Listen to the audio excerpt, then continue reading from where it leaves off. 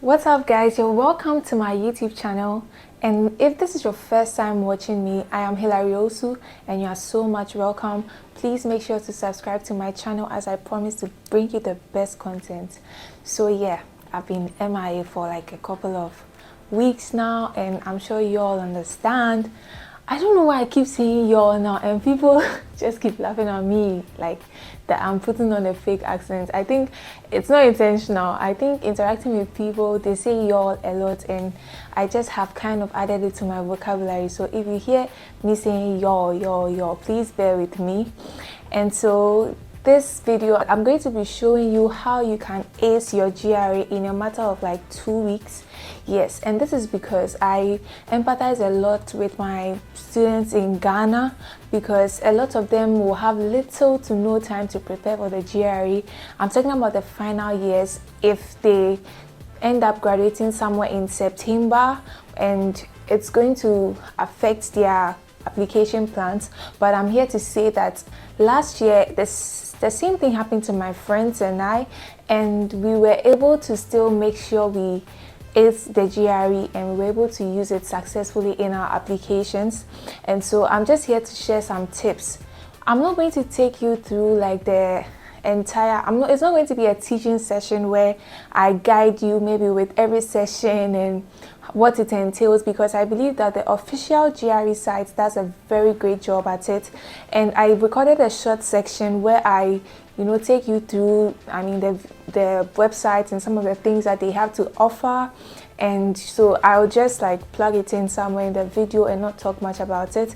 My major emphasis would be sharing some tips that can guide you in your study. So if you are in a similar situation like that, if you are not in your final year and you still want to take the GRE sometime later, it will also still help you to study hard, because I think the best way to really ace a GRE to start very early, because the GRE is full of like tricks and there are so many tricks that one can learn. However, if you start quite late, sometimes you are limited in the things that you can like learn for the examination. And if you start early, it's very good for you. And so this video is going to benefit anybody at all who has plans of writing the GRE, be it this year or in the future. So let's get right into the video. Now I'm going to talk about the parts in the GRE exam.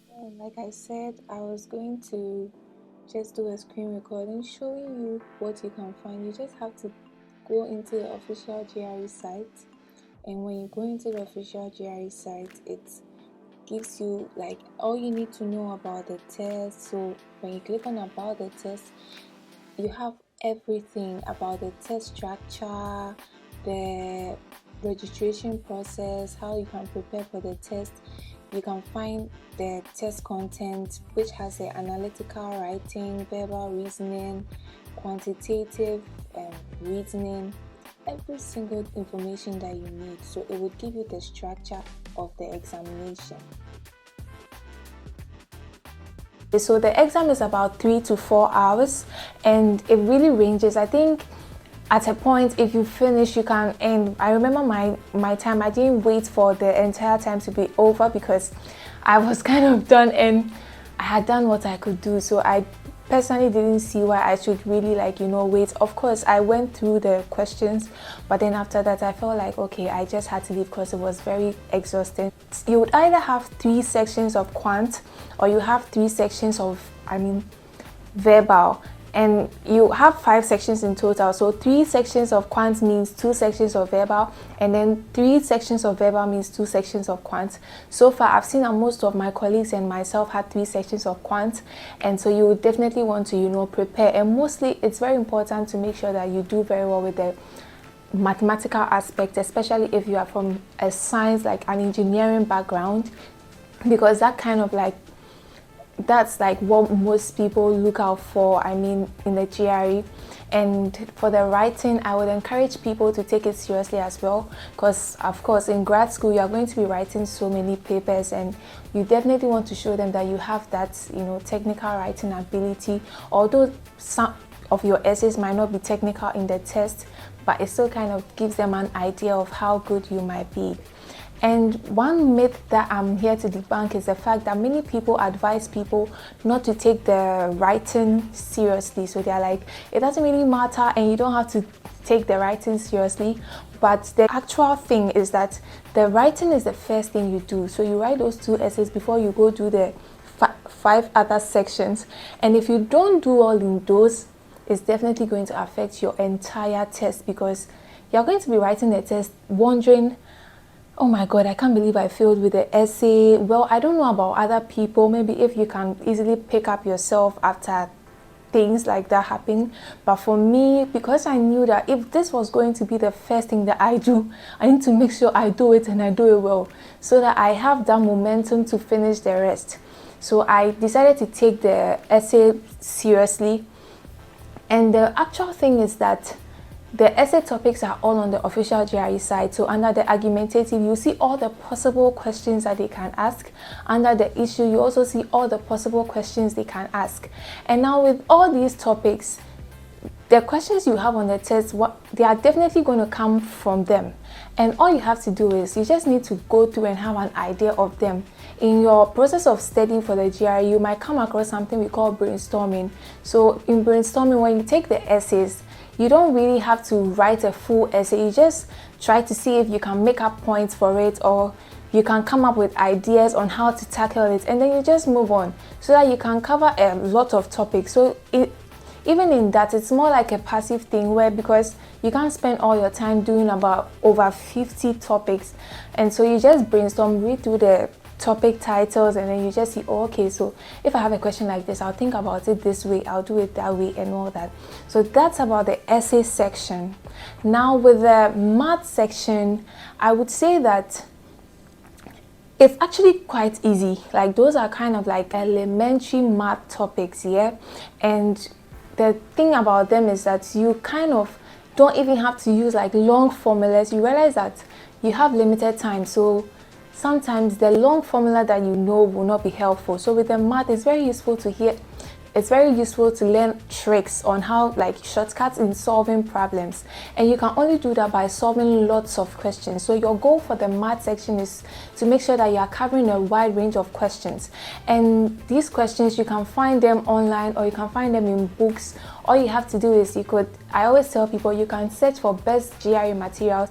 Even on YouTube, some people have maybe created very good guide maps that can help you and share resources. So as to what resources that one can use, they are unlimited, and you should just search for what would help you best. Now, I would recommend that for the math, I use the Magoosh GRE. They had videos for the math topics, and then I tried to go through them all.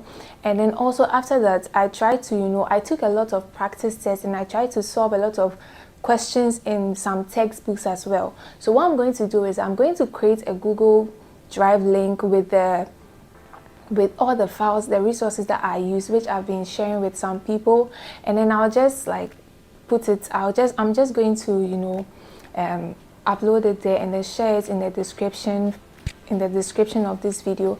Some people ask me, and I kind of hesitate sometimes to share it because I didn't actually really use all of those materials because they are so big, and of course there's so much content, and I couldn't really consume all of them. And so sometimes I'm a bit hesitant, in maybe sharing them, because I feel like they might not really be useful, but it can help you if you are looking for questions. But I think the main point I'm making is that you should do lots of research on your own. Try to find resources, especially for the math. If you want questions, there are so many questions that you can find just to learn the trick. And with the English part, it's all about words and how often you can learn the words. So one thing that I did was that I searched for most frequently used GRE words, and then I saw sheets came up with lots of words. Another thing I did was I used the Magoosh GRE vocab app, and it really helped me in learning lots of words. And I did that when I was maybe going to places like that I couldn't maybe sit down to really study. Every time I was just learning new words, and that app really came in handy. So I think that my whole point in making this video is to let you know that there is not a one type of guide. if you ask me that, oh, how do you think I can really prepare for my GRE, I can't really tell you that if you use this material, that material, it will help you, because I had limited time, I would say I effectively prepared for the GRE in like 2 weeks. And because I knew I had limited time, I prioritized more on solving questions. So I took lots of practice tests. You can find these practice tests on the official GRE site. Has 2 free practice tests that they do. What I'll encourage you to do is that you take 1 practice test before you begin studying for the GRE, or you begin your whole GRE preparation. If you've already begun, it's never late. You can still take the first one. And when you take the first one, it gives you an idea of your strengths and your weaknesses. So you get to know which particular areas you need to work more on. And also, after you take that practice test, the second one, you make sure you take that maybe a day before or when it's very close to your test, okay? And then there are other practice tests that you can find, like the Manhattan Prep. Kaplan has very good practice tests as well, and Princeton Review also has good practice tests. There are many free practice tests that you can find online. And so I think that if you really try to utilize the internet, you're going to find very good resources. And I think the resources are even so much, like there's so much one can learn.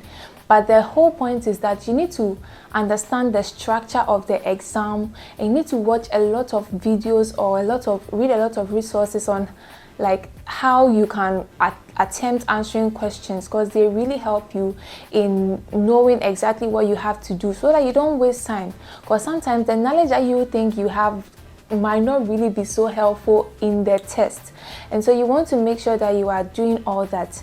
Now, free advice would be that you should work in groups, because if you work in groups, you kind of get to know what other people are learning as well. And then sometimes you can realize that maybe you are approaching a question a wrong way, or you're approaching a question the longer way, and your friend can really help you. And even in the entire application process, I would say that you should work with people. You can never know what information can save you. It can save you time, it can save you money as well. And then the next thing that I would encourage you to do is to take a lot of practice tests. I believe that was one thing that really helped me, taking a lot of practice tests. And you need to take time tests as well, because the exam is going to be very long, and you need to kind of acclimatize yourself to how long the exam would be. And so taking some timed practice tests can really help you, because that day it's very exhausting, and you always want to make sure that you are prepared.